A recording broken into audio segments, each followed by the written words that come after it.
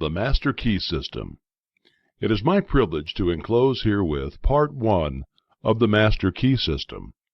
Would you bring into your life more power to get the power consciousness, more health to get the health consciousness, more happiness, get the happiness consciousness? Live the spirit of these things until they become yours by right. It will then become impossible to keep them from you. The things of the world are fluid to a power within man by which he rules them. You need not acquire this power. You already have it. But you want to understand it. You want to use it. You want to control it. You want to impregnate yourself with it so that you can go forward and carry the world before you. Day by day, as you go on, and as you gain momentum, as your inspiration deepens, as your plans crystallize, as you gain understanding, you'll come to realize that this world is no dead pile of stones and timber, but it is a living thing. It's made up of the beating hearts of humanity. It is a thing of life and beauty. It is evident that it requires understanding to work with material of this description, but those who come into this understanding are inspired by a new light, a new force. They gain confidence and greater power each day. They realize their hopes and their dreams come true. Life has a deeper, fuller, clearer meaning than ever before. And now, Part 1. Chapter 1. That much gathers more is true on every plane of existence, and that loss leads to greater loss is equally true. Mind is creative, and conditions, environment, and all experiences in life are the result of our habitual or predominant mental attitude. The attitude of mind necessarily depends upon what we think. Therefore, the secret of all power, all achievement, and all possession depends upon our method of thinking. This is true because we must be before we can do, and we can do only to the extent which we are, and what we are depends upon what we think. We cannot express powers that we do not possess.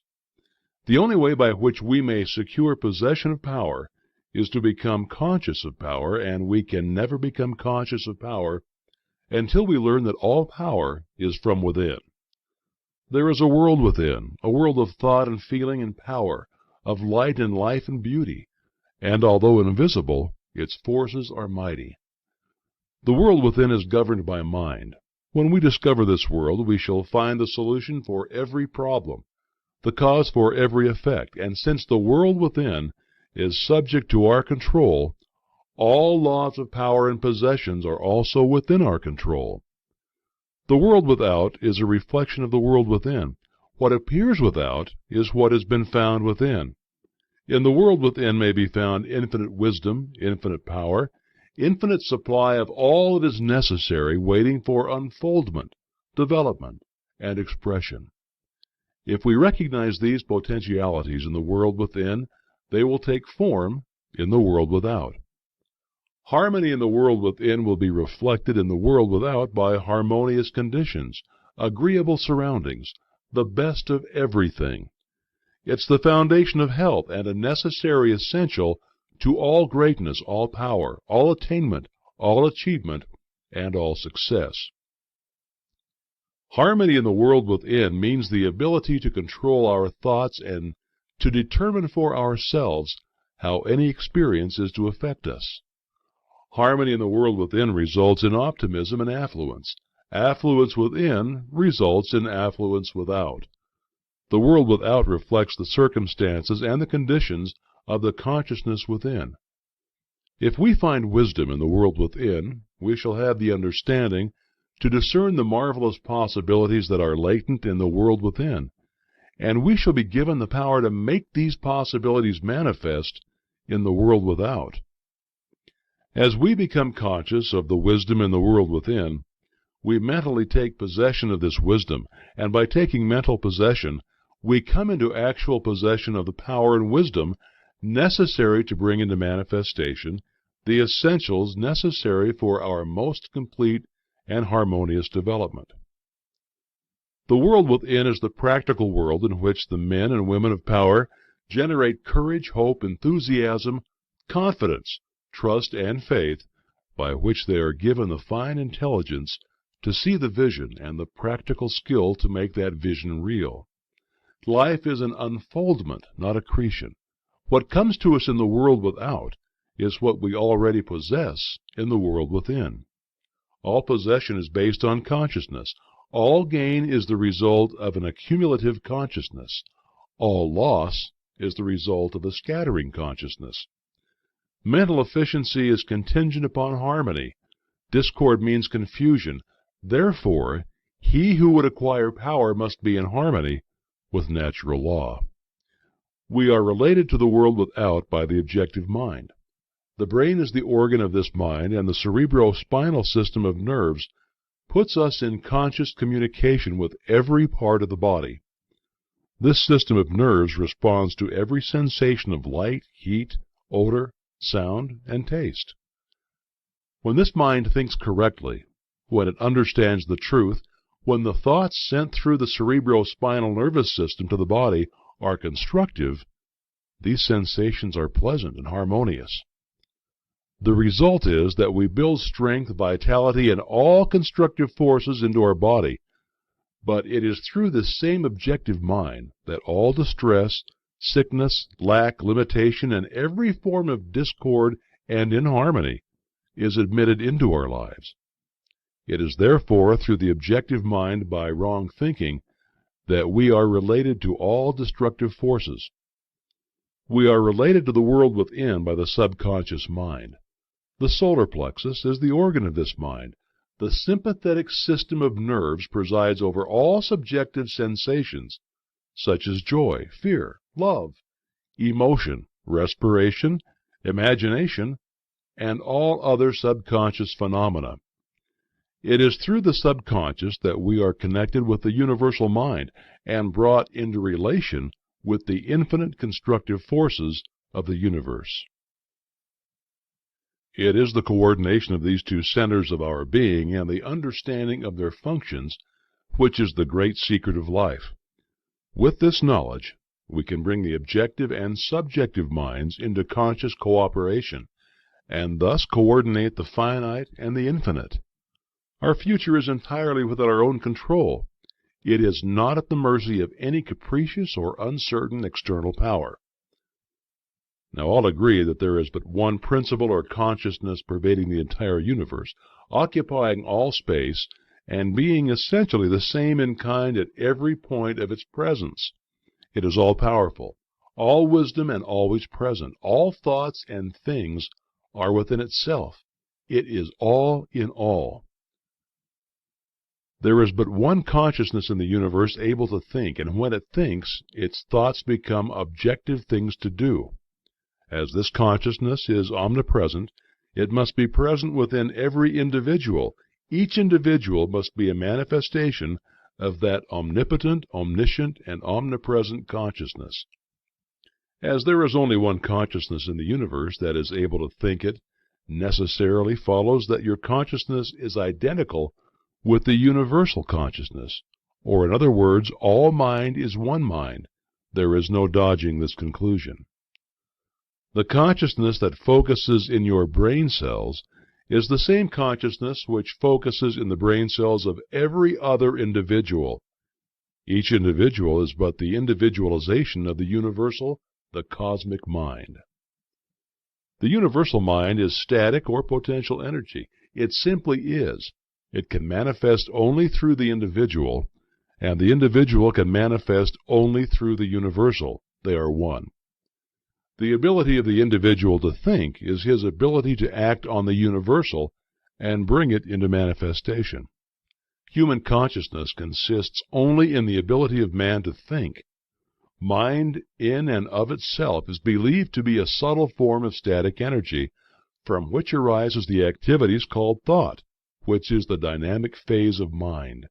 Mind is static energy. Thought is dynamic energy, the two phases of the same thing. Thought is therefore the vibratory force formed by converting static mind into dynamic mind. As the sum of all attributes are contained in the universal mind, which is omnipotent, omniscient, and omnipresent, These attributes must be present at all times in their potential form in every individual. Therefore, when the individual thinks, the thought is compelled by its nature to embody itself in an objectivity or condition which will correspond with its origin. Every thought, therefore, is a cause and every condition an effect. For this reason, it is absolutely essential that you control your thoughts so as to bring forth only desirable conditions. All power is from within and is absolutely under your control. It comes through exact knowledge and by the voluntary exercises of exact principles.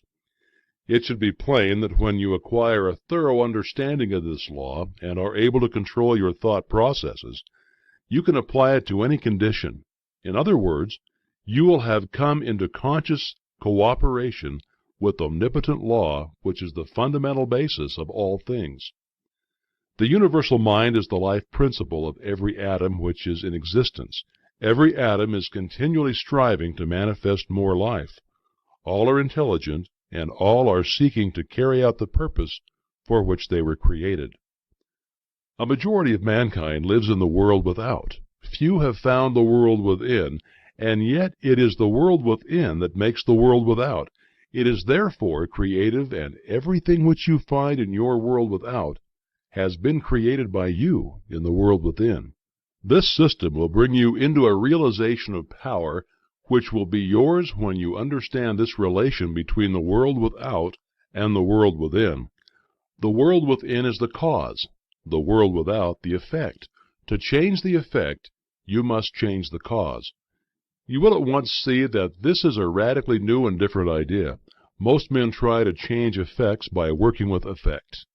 They fail to see that this is simply changing one form of distress for another. To remove discord, we must remove the cause, and this cause can be found only in the world within. All growth is from within. This is evident in all nature. Every plant, every animal, every human is a living testimony to this great law, and the error of the ages is in looking for strength or power from without. The world within is the universal fountain of supply, and the world without is the outlet to the stream. Our ability to receive depends upon our recognition of this universal fountain, this infinite energy of which each individual is an outlet, and so is one with every other individual. Recognition is a mental process. Mental action is therefore the interaction of the individual upon the universal mind. And as the universal mind is the intelligence which pervades all space and animates all living things, this mental action and reaction is the law of causation. But the principle of causation does not obtain in the individual, but in the universal mind. It is not an objective faculty, but a subjective process, and the results are seen in an infinite variety of conditions and experiences. In order to express life, there must be mind. Nothing can exist without mind. Everything which does exist is some manifestation of this one basic substance from which and by which all things have been created and are continually being recreated. We live in a fathomless sea of plastic mind substance. This substance is ever alive and active. It is sensitive to the highest degree. It takes form according to the mental demand. Thought forms the mold or matrix from which the substance expresses. Remember that it is in the application alone that the value consists, and that a practical understanding of this law will substitute abundance for poverty, wisdom for ignorance, harmony for discord, and freedom for tyranny. And certainly there can be no greater blessing than these from a material and social standpoint. Now make the application. Select a room where you can be alone and undisturbed. Sit erect comfortably, but do not lounge. Let your thoughts roam where they will, but be perfectly still for from 15 minutes to half an hour. Continue this for 3 days or 4 days, or for a week until you secure full control of your physical being. Many will find this extremely difficult. Others will conquer with ease. But it is absolutely essential to secure complete control of the body before you are ready to progress. Next week, you'll receive instructions for the next step. In the meantime, you must have mastered this one.